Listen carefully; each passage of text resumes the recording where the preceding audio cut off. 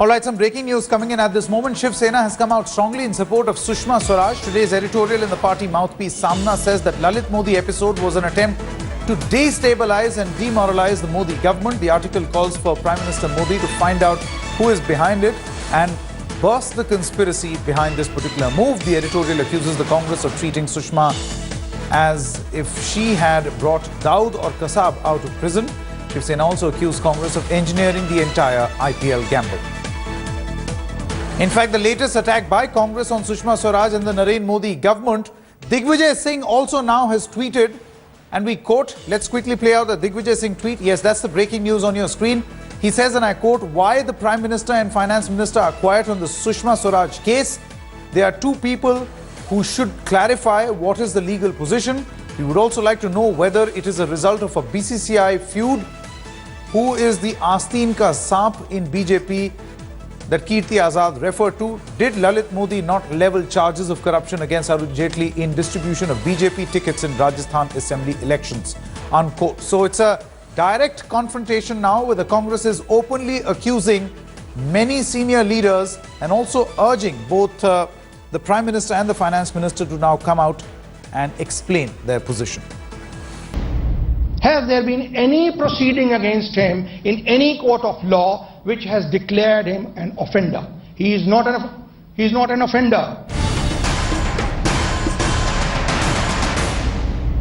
He has been hounded by the agencies in India. His security was abruptly withdrawn. Security of his own self and his family members. But I would request all those people who have joined this jamboree and this circus, please introspect your own conduct. The people who have got A Raja to Jamai Raja, now they are talking of propriety and impropriety. Now the people who are talking of propriety and impropriety should introspect their own conduct. What they have done, the entire UPA government was after him. Foreign Minister did not intervene in it. She said, I have no problem if you deal with as per your laws. She has completely lived up to her duty as a foreign minister to help any Indian outside who is in trouble.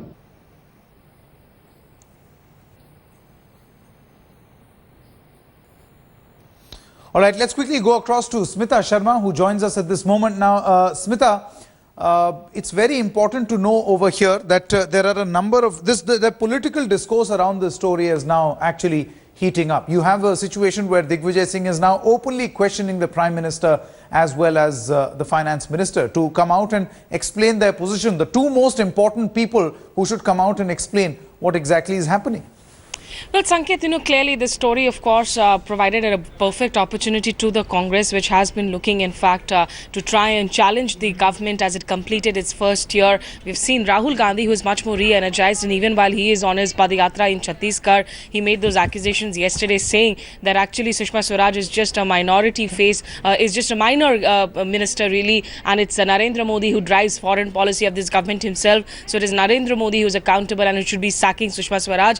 And clearly, as far as Narendra Modi is concerned, his silence is being questioned. This Twitter screen right behind me, even this morning, just 1 hour ago, in fact, Narendra Modi was once again tweeting about asanas, about the yoga day on 21st of June that the government is preparing to celebrate. He keeps on tweeting these pictures that, in fact, his followers tweet to him with the hashtag of Incredible India. But there is that deafening silence on Modi's part. But having said that, I think we also need to sift through the political hyperbole of the opposition, including the Congress, because remember, quid pro quo is yet to be established in terms of the legal scrutiny that this case requires.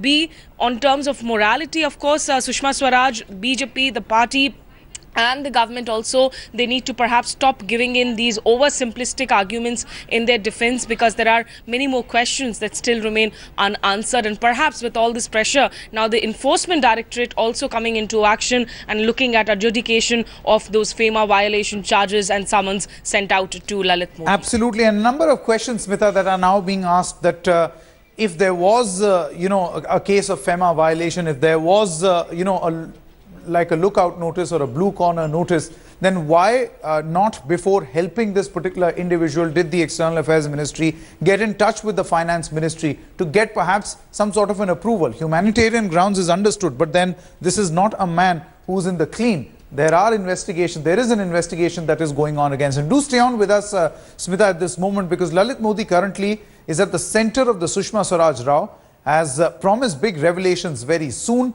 In a series of late night tweets, Lalit Modi said, and we quote, "Now finally it's my turn to get everything out.